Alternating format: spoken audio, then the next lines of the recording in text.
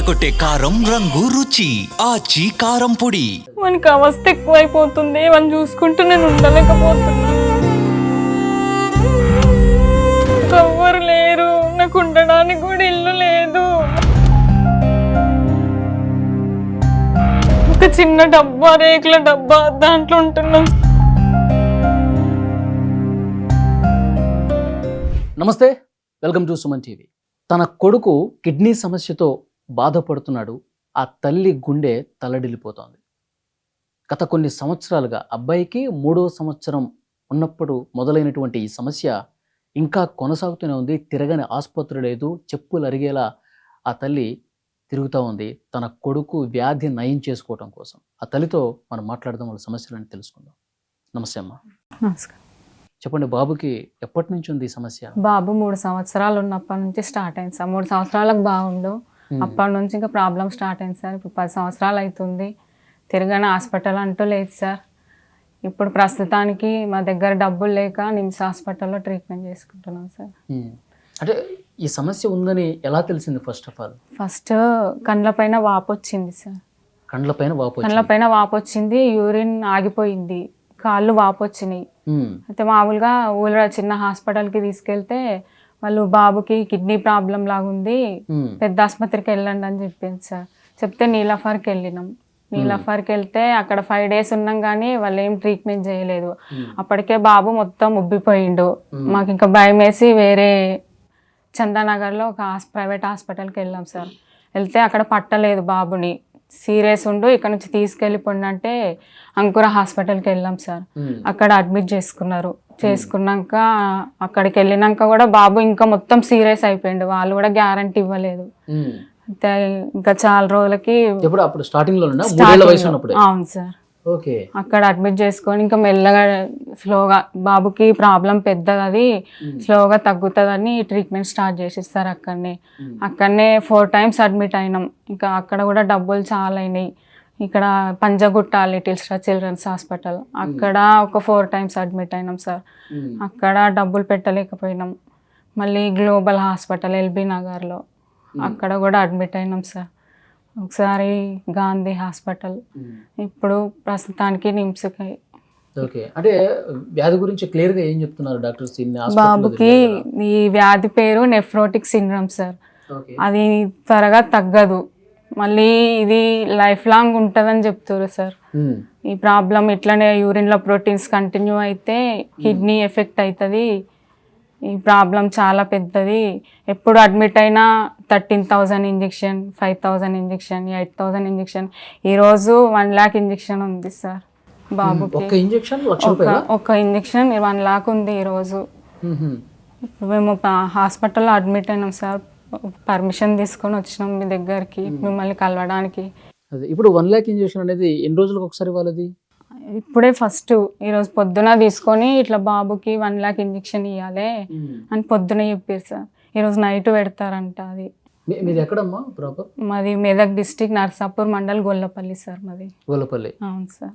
మీ భర్త ఎక్కడ? భర్త చనిపోయింది సార్. చనిపోయిండు. ఇవన్నీ అప్పులు ఎక్కువైనాయి సార్. మొత్తం బాబుకి పెట్టి ఇంకా మాకేం లేదు. అప్పులు ఎక్కువయ్యి ఆయన తట్టుకోలేక సూసైడ్ చేసుకుండు సార్. నాకు ఒక పాప, బాబు. నాకు ఉండడానికి ఇల్లు కూడా లేదు సార్. అన్నీ అమ్మేసుకున్నాం బాబు గురించి. మాకు ఆస్తి అంటూ ఏం లేదు, మాకెవ్వరూ లేరు. బాబు, నేను, పాప అంతే సార్. ఎప్పుడు చనిపోయారు మీ భర్త? 24లో August 31st. 1.5 year అవుతుంది సార్. అంటే బాబును చూయించలేక అప్పులు ఎక్కువ అయిపోయినాయి సార్. ఒత్తిడి ఎక్కువ అయిపోయింది అప్పులది. ఏం చెప్పాలి వాళ్ళకి సమాధానం అని నన్ను అమ్మ వాళ్ళ ఇంటికి పంపించి ఆయన ఇంట్లోనే తాడేసుకొని చనిపోయింది సార్. ఇప్పుడు మీ పేరెంట్స్ కానీ లేదంటే మీ భర్త వాళ్ళ పేరెంట్స్ కానీ ఉన్నారు, కానీ వాళ్ళు అంతంత మాత్రమే సార్. కానీ ఎవరు మాకు హెల్ప్ చేసే వాళ్ళు లేరు, ఎవరు చూడరు సార్.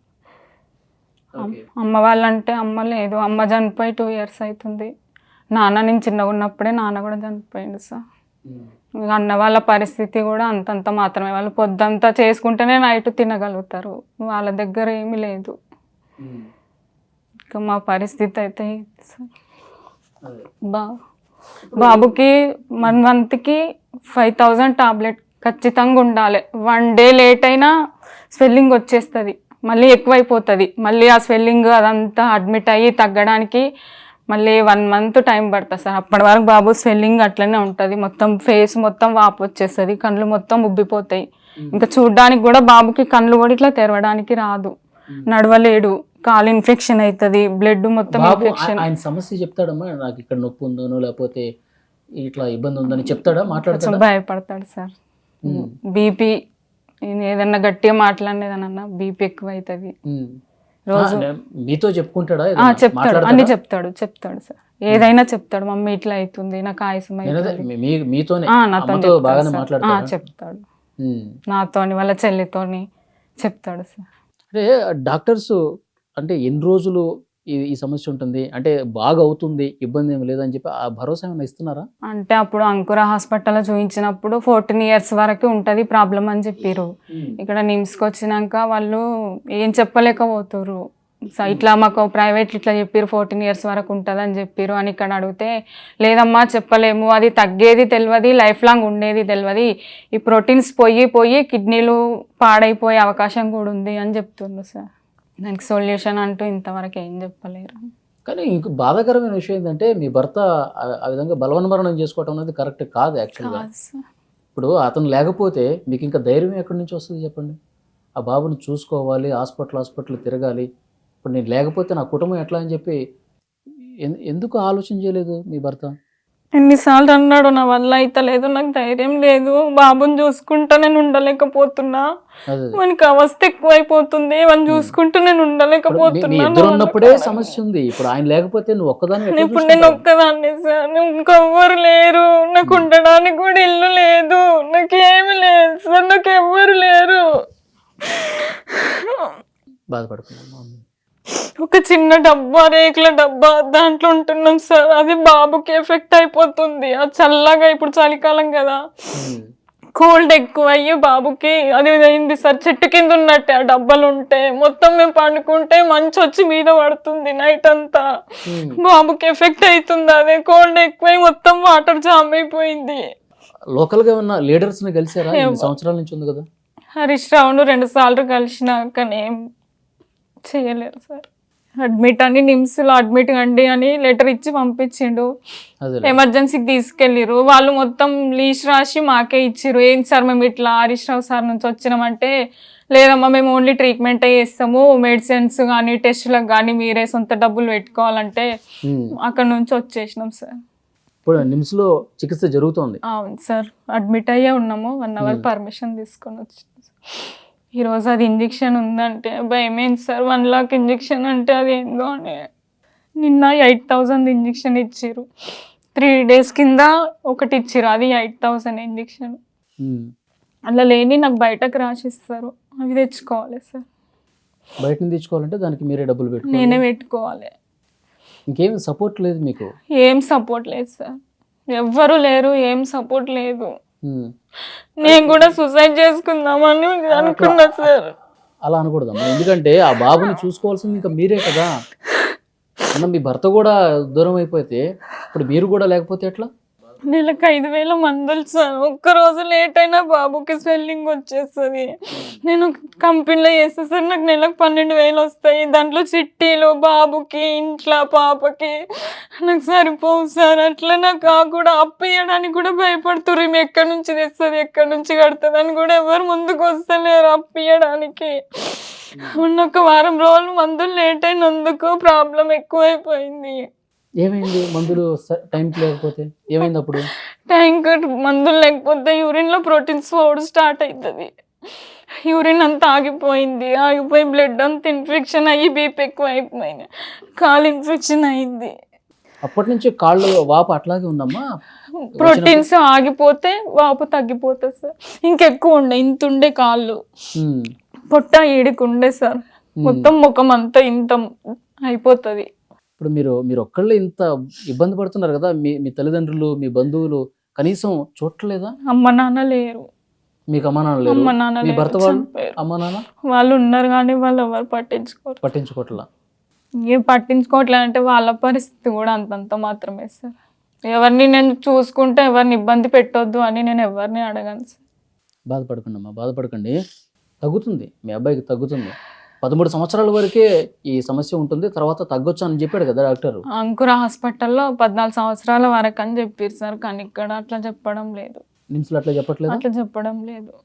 అంటే లైఫ్ లాంగ్ ఉండొచ్చు అని చెప్తారు. అట్లా ప్రోటీన్స్ పోయి పోయి కిడ్నీ కూడా ఫెయిల్ అయ్యే అవకాశం ఉంది అని చెప్తారు సార్. ఇప్పుడు పాప ఉంది కదా మీకు, ఆ పాప ఎక్కడ ఉంటుంది? నిమ్స్లో మా నడుపు బావ వాళ్ళ దగ్గర ఉంది సార్. వాళ్ళ నుంచి స్కూల్కి వెళ్తుంది కదా, మళ్ళీ ఇక్కడ హాస్పిటల్కి రానియరు కదా సార్, అక్కడ ఉంచేసి వచ్చిన. ఇక్కడ హైదరాబాదేనా? ఊళ్ళోనే. ఊళ్ళోనే ఉంచారు.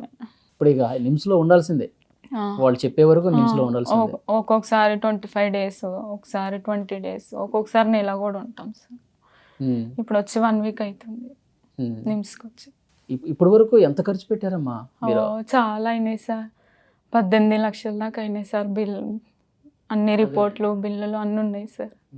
18 లక్షల దాకా అయినాయి. ఇంకా మందులు కాక, నెలకి 5,000 మందులు కాక.